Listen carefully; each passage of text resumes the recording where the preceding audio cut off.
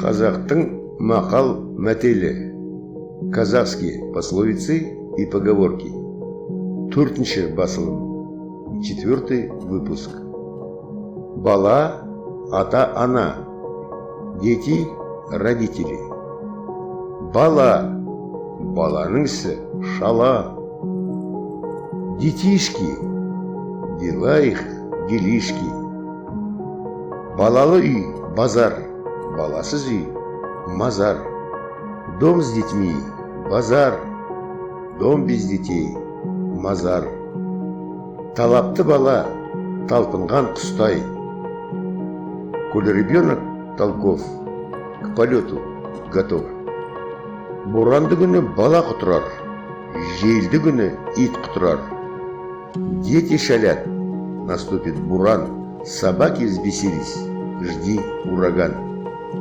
Жылауық болса да, баланың бары жақсы, бақырауық болса да, түйенің бары жақсы. Пусть и крикливый был бы верблюжонок, пусть и плаксивый, лишь бы был ребенок.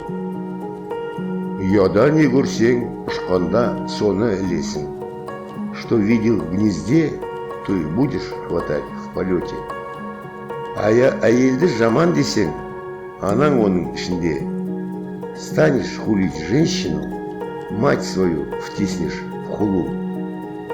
Дананы туған ана. Знатно знать, но знать породила мать. Ата асқар тау, ана бауырындағы бұлақ, бала жағасындағы құрақ. Отец – горный пик, мать – у подножья родник, дети – береговой тростник.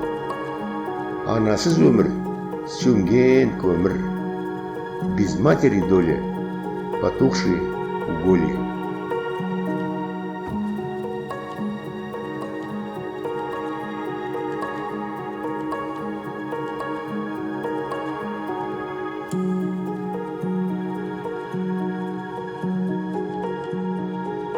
Сценарийдің авторы аударған оқыған Бекет Қарашин. Автор сценарий, переводчик и чтец Бекет Қарашин.